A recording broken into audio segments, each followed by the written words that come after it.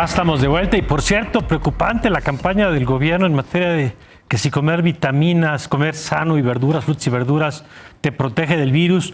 Pues no, y preocupa que a estas alturas ese sea el mensaje que se mande.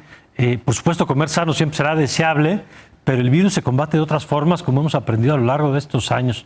Pero bueno, vamos a hablar justamente de Omicron con Carol Perelman, química farmacéutica bióloga, a quien me da mucho gusto saludar. Querida Carol, ¿cómo estás? Muy buen día. Buen día, Mario. Me da mucho gusto saludarte. Aquí haciendo corajes con esta comunicación, cuando hemos aprendido la importancia del cubrebocas, del espacio ventilado, de las vacunas, y 300,000 muertos después, creo que hay que tomarse muy en serio este tema y no hacer campañas de ocurrencias. Pero bueno, vamos al tema. A ver, ¿en dónde estamos parados hoy, Carol? Porque evidentemente hay preocupación. Las cifras que vemos ayer eran 30,000, 25,000, 20,000. Estamos viendo lo que ya tú y otros especialistas habían anticipado, que es la escalada de contagios de Omicron, que es un paso que no habíamos visto antes. ¿Qué significa esto que estamos viendo, Carol? Pues así es, Mario. Ya lo veníamos diciendo, así se ha comportado Omicron en otros países. Un aumento estrepitoso de casos, llegando a estos máximos en tan solo unos días, ¿no? Se están duplicando los casos cada 3 días. O sea, realmente es una línea prácticamente vertical, y esos son de los casos reportados, de los que sabemos. Ya muchas personas están haciendo estudios en casa, etcétera, o ni siquiera, ¿no? Que una persona sale positiva y entonces los demás tienen síntomas, ya no se hacen prueba. Bueno, entonces perdón, realmente Carol, está subregistrado. Al extremo de que la jefa de gobierno recomienda que no se hagan pruebas. Abiertamente dice que las empresas no pidan pruebas y que la gente asuma que si tiene síntomas, es decir, hay una política para que esta cifra pues no escale, digamos. Ahora, déjame preguntarte, hay quien dice que ya llevar el rastreo del número de casos ya no es tan importante, cosa que ya habíamos oído antes, pero dicen, cuando Omicron hay tantos contagios, que tener 30,000, 40,000 o 50,000 no hace diferencia en la cifra en términos de política personal y pública. ¿Es así?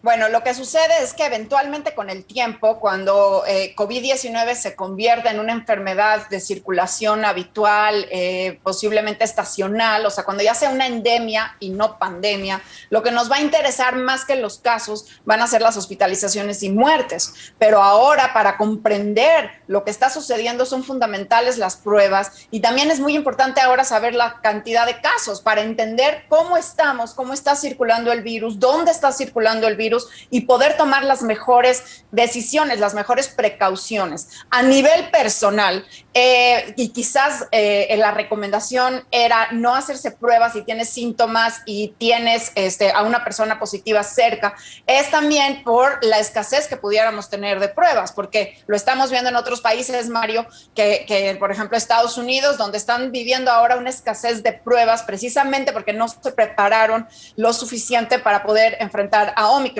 Otros países están mandando a las casas, están haciendo accesibles las pruebas para que las personas se monitoreen, porque si no tenemos pruebas, no sabemos si tenemos o no COVID, además de que hay otros virus respiratorios en circulación que pudiéramos confundir los síntomas, ¿no? Por ejemplo, la influenza, por ejemplo, las gripas estacionales, por ejemplo, el virus respiratorio sincicial. Entonces, claro que son importantes las pruebas, claro que es importante porque sabiendo que estás positivo te puedes aislar, y sabiéndote positivo te aíslas, y entonces al aislarte estás cortando la cadena de contagios. Ahora, sin embargo, si una persona se siente mal y tiene a una persona cerca en la casa, digamos, 2 hermanos positivos y alguien se siente mal, bueno, pues ya te evitas la prueba, ya sabes que posiblemente si estás positivo, mejor aíslate, ¿no? Y asume y trátate así.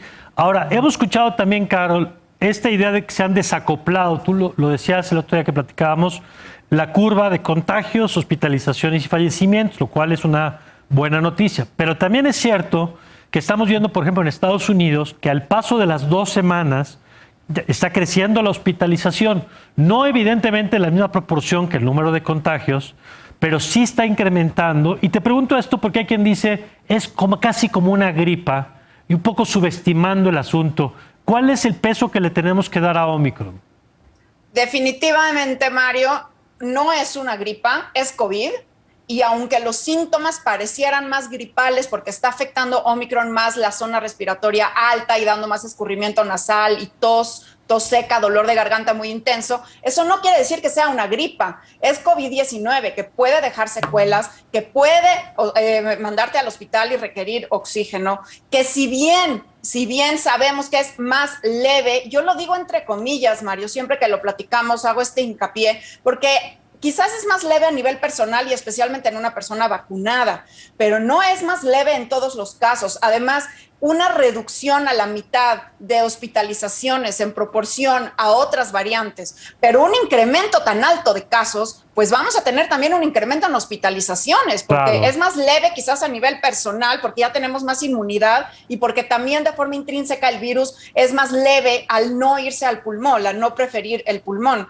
Pero a nivel sociedad, a nivel política pública, esto va a saturar a los hospitales, además de que es tan contagioso, Mario. Incluso algunos expertos dicen que es más contagioso que el virus más contagioso que conocíamos, que es el sarampión. Entonces, al ser tan contagioso, también podemos empezar a ver personal de salud contagiado en los hospitales, personal, como lo vimos con el aeropuerto hace unos días, de transporte contagiado y haciendo una disrupción en la sociedad, maestros no pudiendo dar clases en los colegios. Entonces tenemos que cortar esa cadena de contagios. ¿Y cómo hacerlo? Con el uso de cubrebocas, mejorar la calidad del cubrebocas. Los cubrebocas de tela que hace unos meses veíamos por todos lados, ahorita con Omicron no son suficientes. Hay que redoblar este esfuerzo, hay que usar o los de alta filtración, KN95, o bien doble cubrebocas, un cubrebocas quirúrgico y sobre el cubrebocas quirúrgico uno de tela que te ajuste muy bien, doble cubrebocas, porque ni los de tela solos son suficientes, ni el quirúrgico es suficiente. Estamos teniendo muchos contagios, es sumamente contagioso y al igual que las demás variantes, Mario, se propaga por vía aérea.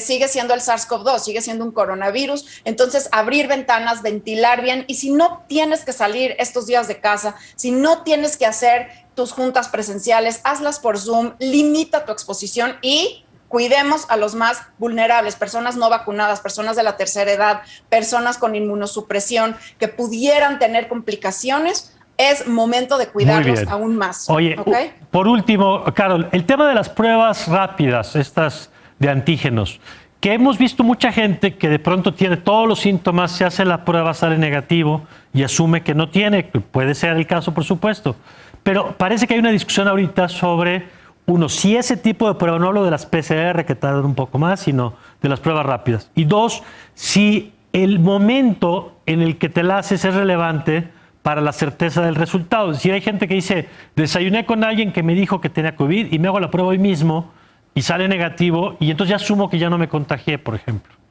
Esa es una excelente pregunta, Mario, porque estamos viendo mucho alrededor de las pruebas de antígeno, ¿sí? Si una persona estuvo en contacto con alguien positivo, ¿sí? Hay que esperar unos 3-4 días para hacerse las pruebas. Y ojo, personas vacunadas están empezando a tener síntomas los primeritos días, pero no quiere decir que ya está el virus suficientemente, la carga viral para detectarlo en las pruebas. Entonces hay que esperarse 3-4 días para hacerse la prueba. La prueba de antígenos es una excelente herramienta porque de forma rápida y más barata nos da un resultado, pero su resultado no tiene tanta sensibilidad como la prueba de PCR. Entonces, si la prueba de antígenos es negativa, no confías en ese resultado y hazte una PCR. Puede ser un falso negativo. Okay. Además, estamos viendo que es mejor hacerla también en garganta y en fosas nasales, no nada más nasofaringia. Entonces, probándose en garganta, si sales negativo, mejor revisar. Ya. Si sales positivo, confía en ese resultado, tienes COVID y ya te ahorraste la PCR. Muy bien. Gracias, Carol, como siempre. Saludos, Mario, y a cuidarnos todos. Muchas a cuidarnos. Gracias, como siempre. Vámonos al corte. Regresamos. Marta Lamas, Mauricio Merino, aquí en la Agenda Pública.